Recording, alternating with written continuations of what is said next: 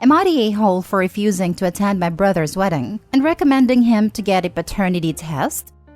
My 22 female older brother, 26 male, was dating his fiancée for a total span of about 3 years before proposing. 2 years into dating, she cheated on my brother with another man. She told my brother about it.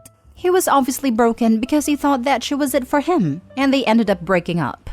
A year went by and my brother was a mess. He was depressed, lost a ton of weight, and my family and I barely saw him that year. He just wasn't the same. After a year passed, my brother progressively got back to his old self.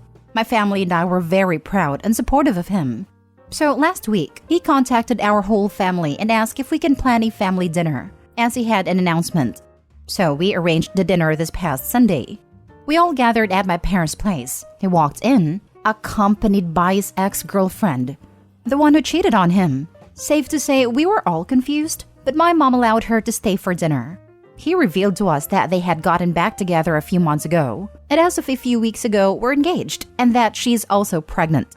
The table was so silent you could hear a pin drop. She explained to myself and my family that she had made a mistake that she deeply regretted, and realized that my brother is the love of her life. I asked her if she thinks it's a little too late for that, after she cheated on my big brother and humiliated him to all his friends and family like that. My brother told me to calm down, and his fiancée told me that it's their business, and it's time for us to get over it and move on. I am very aware that my brother is a grown adult who makes his own decisions and isn't influenced by anyone. I also am aware that his relationship is his business, but he told my family and I that his fiancée cheated on him. So obviously we are going to have our own opinions about the situation and about her. He can't expect us not to. He told us that he would love if we would support them and attend their wedding in a few months, as they want to do it before the baby comes.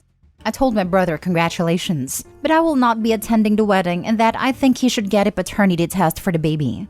His fiancée got extremely offended and started going off on me, saying that I'm slut-shaming her and that she doesn't deserve this treatment. I told her if the shoe fits, ... She stormed out of my apartment and my brother followed after her. He has now been messaging me saying that I need to apologize to his fiancée and accept her into the family by attending the wedding. She's been sending me nasty texts telling me off. My father and grandparents both agree with me that my brother should get a paternity test, while my mom has always favored my brother and feels that we need to forgive his fiancée and move on. Am I the a-hole for not attending my brother's wedding and telling him to get a paternity test? Info: my brother's fiancée is a couple months pregnant. They claim they got back together a few months ago. That's why I suggest a test to my brother. Now for the top comments. Not the a-hole. A paternity test is in order, and maybe also a brain check for your brother. If the baby is born while they are married, it's legally his. This conversation with your brother would be better had just the two of you in private, both trying to keep calm and no name calling. Make sure he knows whether it's his or not. He will be legally and financially responsible. You can't force him to want to know for sure, but you can make sure he understands it's a lifelong commitment. Not the a-hole. Haha, amazing. Not the a-hole. But for real, your advice was quite sound. Maybe a little tasteless to say right in front of her, but if the baby is indeed your biological nephew, she should have no issues taking a test. In fact, she sounds like the kind of person that would gleefully gloat that she was right, and you guys were all being jerks. The fact she is sending you nasty texts for one somewhat tasteless comment makes me think that the baby might not be your brother's. You're right, the timing is suspicious. If she takes the paternity test and it is his, the right thing to do would be supportive and attend the wedding, and try and forget the past as best you can. But I have a feeling this won't be the case. Good luck to you and your brother, OP. She was giving my family and I so much attitude at the table when my brother was talking to us. So in the moment, I thought the comment was warranted. Oh, by all means, I think most people would have done the same. Next story. Am I the a-hole for not making my brother and his fiancée a wedding cake after they refused to pay me? I, 25 female, love to bake. It's a big passion of mine and something I love to do as a hobby in my free time. I have an Instagram account that I use to show off my work, which is mainly the cakes I bake and decorate. I make these cakes for family and friends for birthdays or special occasions like Christmas, Easter, etc. I never charge for these cakes, but I'm always compensated in some way by family and friends. They'll usually gift me money or a gift card to my favorite restaurants, or make me a dish in return as a thank you. Now, my younger brother 23 male and his fiancée 23 female were planning their wedding and asked me a few months in advance if I'd be able to make their cake for them. This would be my biggest order yet, as they wanted a 3-layer cake as the wedding was for 75 people, and the flavor of strawberry shortcake as is their favorite. I was hesitant at first, but agreed to make the cake, under the condition that I was compensated for it. I explained to them that this was the biggest order I've ever had, and was going to take up a lot of my time, labor, and be costly. I gave them a very fair price for a cake of that caliber. They agreed. I also made it clear that I wanted to be paid before the wedding. I provided them multiple sketches of what the cake would look like, made a practice batch of the actual cake so that they could sample, and they loved the cake and approved of everything. Fast forward to last week, 6 days before the wedding. I contacted my brother for my payment as I was going to get started on buying the rest of the ingredients for the cake, minus the strawberries. I was going to do that closer to the date so they could be fresh. He assured me he'd drop off my check the next day. Next day came, brother went MIA and no check arrived, so I tried to contact him again. Next day came, no check again. I offered to drive to their house and pick up the check, but they made an excuse that it didn't work with their schedules. So, the day before the wedding, I contacted both my brother and his fiancée asking again. They blew up telling me that I'm a selfish witch for charging them, when I don't charge the rest of the family and that they refuse to pay, but demanded me to make the cake. I said no, and explained my terms again.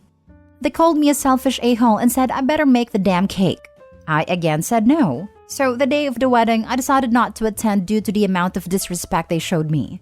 Well, my brother, his fiancée, and her family are now blowing up my phone, sending me all kinds of nasty messages. My family are trying to stay out of it, but don't think I should have screwed them like that. Am I the a-hole for not making the cake after they refused to pay me? Edit. I was charging them $400. They knew exactly what they were doing. For anyone who is giving you a hard time about it, tell them you're certainly welcome to make a free wedding cake for them. Not the a-hole. Worst part is, it wasn't just for them. It was by no means a small wedding. It was for 75 people. That's a lot of cake. Not the a-hole. And for a 25-year-old woman, you have a remarkably good ability to set and enforce a boundary, and not be guilted into doing things. I think many people in your situation would have made a cake out of a sense of guilt, and then just be resentful afterwards for being out all the time and money. Then they'd be posting here wondering if they are the a-hole for being mad and asking for the money over and over after the fact. Your way or the other way people would be mad, because they're entitled users. You shut it down on the front end. Well done. In fact, I would argue they still owe you about $50 for the time you spent making the sketches and the sample cakes. My money estimate is based on what you said about charging $400 for the full cake. Your brother and his now wife are entitled a-holes, but you're definitely not. You were upfront about the charges, and $400 for a 75-person wedding cake is pretty inexpensive. They agreed to this, and then tried to guilt you into doing it for free at the last minute. The fact that her family's piling on shows the familial level of entitlement going on there. This is the type of thing that would cause me to go either low contact or no contact. It doesn't sound like you'd be missing out on much. Next story. Am I the a-hole for being brutally honest with my friend before her wedding? My best friend for the last 10 years is getting married in a few weeks. This past weekend was her bachelorette party. She got quite wasted. But I don't drink a lot, so I played it safer and stayed pretty coherent. At one point, she was in the bathroom vomiting and crying, looking through pictures of her ex on Instagram. All the other girls were comforting her and talking about what a piece of trash he is, etc. The next maybe hour turned into fixation on her ex, how they should have been the ones married, etc. Her ex recently had a baby with his new wife, so I understand it may have opened old wounds, but they split up 5 years ago. I am also one of the few people who actually know why they split up, and all I can say is it was definitely her fault. After the hour, I tried to get us all out of the bathroom and continue the night. The next morning things seemed fine, but then my friend was going through her phone and saw she had called her ex 10 plus times. She freaked out, but the calls were also short and we assumed he didn't pick up. I told her she needed to delete his number from her phone and move on, because it wasn't fair to the guy she is marrying if she continues to be hung up on her ex. Everyone got really upset with me for being insensitive, and I was made to feel like it was my fault for letting her call him. Eventually, my friend asked me to go home early. I learned from one of the other bridesmaids that they spent the rest of the morning bashing me in addition to X. I was told that part of a bachelorette party is getting closure with old relationships, and my judgmental attitude ruined it for the bride-to-be. I talked to my sister about it, and she said while my friend was being ridiculous, that it's my job to put aside my feelings for the bride as maid of honor. We are all in our 30s though, and this seems very odd to me. Am I the a-hole? Edit. I just want to put this here as a lot of people keep asking I should tell her fiancé. In any normal situation I would agree, but in this case, she has been asked in the past to choose between him and her ex. She chose her ex, and made it clear to her now fiancé she would rather be with her ex. But her ex said he didn't want her and left, so she stayed with her now fiancé. So fiancé knows on some level, and telling him wouldn't be a big revelation, and likely wouldn't make him end the wedding. It would just make him sad and rub his nose in something that he is aware of. The other bridesmaids are not my friends. I'm only friends with the bride. Also, people keep asking why I am her friend. One main reason, as sad as it is, that I didn't have a real friend until university. The town I grew up in was very small and conservative, and I'm a gay woman. When I came out in high school, I became a pariah. She was the first person who was ever kind to me, ever stood up for me, and was my first friend. So I think maybe I have been more willing to turn a blind eye to her poor choices than I should be. But I am reconsidering that now. I do have a much better and broader support circle now, but I do think I see her as that kind freshman and sort of my savior, which clouded my judgment in not being more upset with her toxic choices over the years. Now for the top comments. I was told part of a bachelorette party is getting closure with old relationships. No. Closure with old relationships should have happened way before accepting a marriage proposal. Not the whole, at all. Your friend seems to still be carrying a torch for her ex while planning to marry someone else. Poor groom. Right? I didn't think of my ex once during my hens. Or like, ever. Because I don't care. What a weird outlook to have. I think of exes randomly in passing.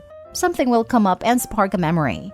But I don't have any of their phone numbers, don't check out any of their social media, and I'm certainly not dwelling on any of them. It sounds like Opie's friend screwed up with his ex and can't let go. Friend probably isn't ready to marry someone else. Not the a-hole. I'll never understand these friend groups that never tell each other the real truth. She doesn't sound like much of a friend, to be honest. Plus, I thought the point of a bachelorette party was one last night out as an unmarried woman, not spending the night wishing I was marrying my ex? The fact is, I feel bad for the groom, because he's obviously second choice and he'll probably get treated like crap. The worst part is, she usually does say things like how important honesty is, and that friends are supposed to look out for each other, so I'm just very confused. With people like that, they are, until the truth is told to them. She probably felt threatened by you that hold knowledge others don't. She's probably scared you'll blow up her wedding. Don't worry, she will blow up her own marriage. Clearly not the a-hole here. You did nothing wrong in telling your friend to respect their partner and delete their ex's number. The group sounds problematic, and I hope you don't hold yourself in bad esteem because of their behavior. Thank you. My only worry is a lot of people do tend to say the bride is always right, so I worried I messed up. But I'm glad some people see it the way I did. Last story. Am I the a-hole for telling my husband's parents to stop telling people my name is Katherine and for embarrassing them in front of their friends? My name is Rin. Just Rin, not Katherine. But ever since my in-laws have met me, they have gotten the idea that my actual name is Katherine, and Rin is just the nickname. I have asked them not to introduce me or tell people it's my name, but they always go back to it. My husband and I took a small break from them when it continued, and they apologized and seemed to be doing better. Then, for my mother-in-law's birthday, we were invited to celebrate with them, and a couple of her friends came up to me and asked if I was Katherine. They said mother-in-law talked all about me. I decided to get a little bit jokey instead of annoyed, and played upon it saying mother-in-law is so forgetful, and that I was so sorry she told them the wrong name. That I'll need to write my name on everything she owns so they don't forget. Her friends found it funny, but told her it was weird that she gave them the wrong name. She and father-in-law came up to me close to the end of the party, and I told them to stop telling people my name is Katherine, and they need to accept that my name isn't up to them. They claim I was rude and that it was awful for me to try and embarrass them in front of their friends by joking with mother-in-law's friends. My husband told them they should have listened, but they're saying I took it too far, and maybe I did. Am I the a-hole? How are they unaware that they're embarrassing both you and themselves in front of their friends? It's a basic of decent manners to get people's names right, to the best of one's abilities whenever possible. Not the a-hole, Rin. I like your sense of humor. You could always just add Kath to the front of their names. Hi everyone, I'd like you to meet my mother-in-law, Kath Margaret, and my father-in-law, Kath Robert. And this is their dog, Kath Fido. It is a catastrophe. What a couple of Kath holes. Not the hole. Can I introduce you to Brian, my mother-in-law, and Stephanie, my father-in-law? This made me chuckle a bit, because they hate the trend of boys' names on girls. So I could see some mouth foaming going on if anyone did this. Not the hole. This conversation should never have gone past. You. Hey, mother-in-law. I'm Rin. Nice to meet you. Mother-in-law. Oh, hi. I've never heard that name before. Is it short for Katherine? You. No, just Rin. Mother-in-law. All right, nice to meet you, Rin. Because that's how a normal introduction goes with literally every sane person on the planet. My cousin's name is Jill. Just Jill, not Jillian. She had a teacher who refused to believe that her parents would be so juvenile as to name her a nickname and called her Jillian. When parent-teacher night rolled around, the teacher kept talking about Jillian this and Jillian that. Finally, her dad said, "Who is Jillian? Our daughter is Jill." The teacher tried to correct him. It took a copy of her birth certificate and an intervention with a principal to get the teacher to stop. Some people are their own worst enemies.